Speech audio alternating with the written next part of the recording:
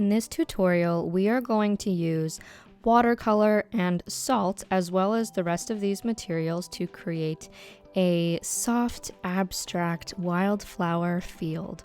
So let's get started.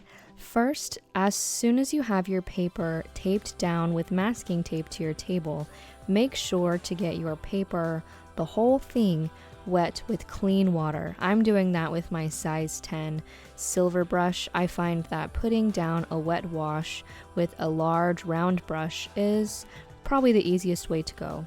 Next, I'm picking up some Prussian blue or just a light kind of sky blue and with a light value, so I'm using quite watery paint here.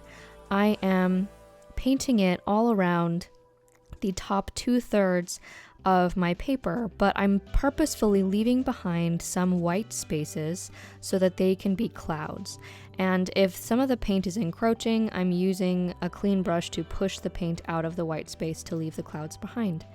Then, while the paper is still wet, I'm taking some Quin Rose and purplish color and painting the bottom part of the paper. This first layer, this really blendy, blurry, wet on wet layer, is going to act as the base for our wildflower field. And so I'm trying to separate the sky from the wildflower field, and at the same time make sure that I'm putting some cool colors that really blend well together. So I'm mixing some Quin Rose and Perylene Violet and Quin Purple all in the same field because I know that those colors work pretty well together. And then I'm also adding in some like orange and reds to give this wildflower field some fun color blends before I put in the salt.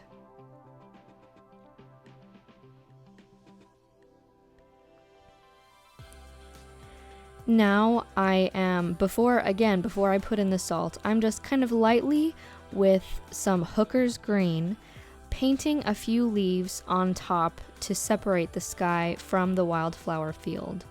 And the green from the leaves is going to be pretty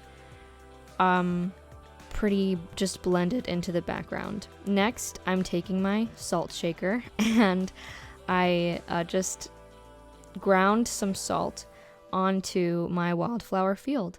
And the next step is to wait for a minute or 2 or 3 until the paper is mostly dry. And while you're waiting, you should be able to see some of the paint being pushed away where the salt is.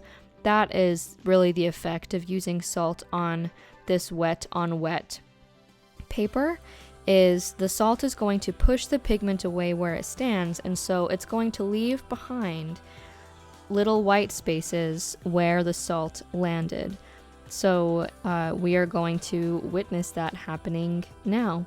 One note about that is because the salt is pushing away the pigment, that's the effect we're going for. This only works via the wet on wet technique. This will not work if the paint is dry.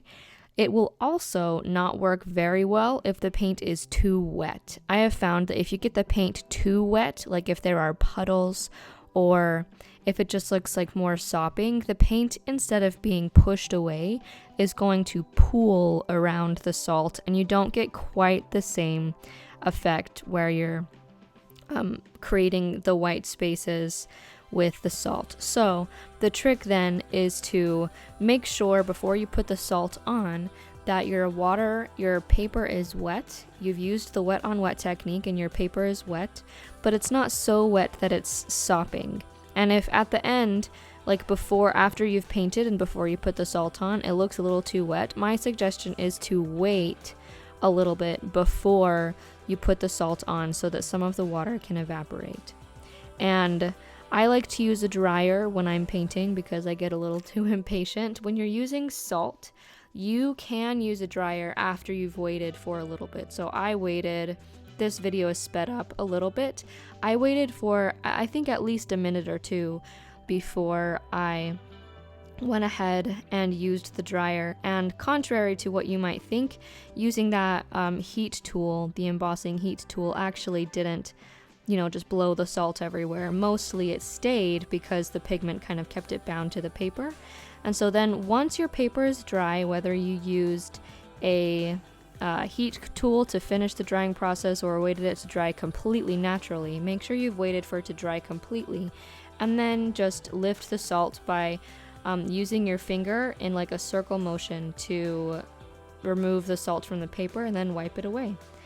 And now we are going to paint some more like soft wildflowers on top of this texture that we've created. So the salt created all of these cool, fun white spaces that is going to help give some shape to the wildflowers. And now we're just going to layer on even more wildflowers. And the way that I like to paint flowers is in two parts, basically. One circular motion. So I use a size 6 brush here, and this is my Princeton brush. And with various colors, I'm kind of tapping in small circular motions, just like little blobs of color. And sometimes I'm doing color, and sometimes I'm doing water. So when I do the color, I put down some pretty pigmented colors, and then sometimes I'll use water to kind of soften the edges of those pigments. And so that will enhance the watercolor effect that we have. And so I do a dance between the water, painting with water, and painting with paint.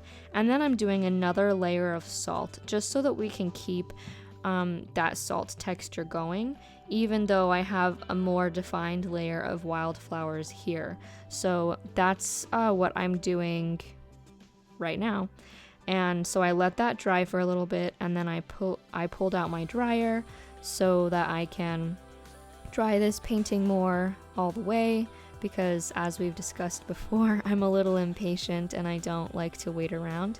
But that is honestly probably something I should work on. Either way, after your paper is dry, go ahead and remove the salt. It's not going to be quite as stark. This salt effect is not going to be quite as stark as the first layer because there's not much white space left. So just be aware of that, but it's still going to create some fun texture in these wildflowers. So after I have pushed away all the salt, then I'm just going to kind of paint in a few details on these wildflowers. So I'm taking black and yellow to paint like the center of where I see the flowers might be. Keep in mind, this is a loose, kind of abstract, really soft wildflower field, so I'm really not going for a very realistic kind of look. I am just hoping for kind of a blend of colors that looks like flowers, or it looks like it could be flowers. And then after I've painted in some details, I'm using that same kind of blobby style flower technique to paint in just a few more flowers on top as kind of like a final layer. And some of these flowers are a little smaller. These are going to be the most detailed, like the most visible, because it's the final layer. But you still don't have to worry about making them look super realistic. Like I said, I think that with pieces like this, kind of using your paintbrush to just paint blobs of color works pretty well. And there we go. This is my kind of ethereal looking wildflower field that I painted using a lot of the wet on wet technique and salt to help enhance the feel of using watercolor to create like this soft wildflower field. So I'm taking off the tape, and here's a closer up look. I had to zoom in a little bit, but here's a close-up look of the field, and I hope that you enjoyed this video. Thank you so much for watching, and if you want to see more videos like this, make sure you hit that subscribe button. I love posting all these watercolor videos, and if you decide you want to try this technique and post it to Instagram or other places, please let me know and tag me. My handle is thiswritingdesk. I like to feature some of the people who try out my work. So I would love to see your results. Thank you again, and I will see you next time.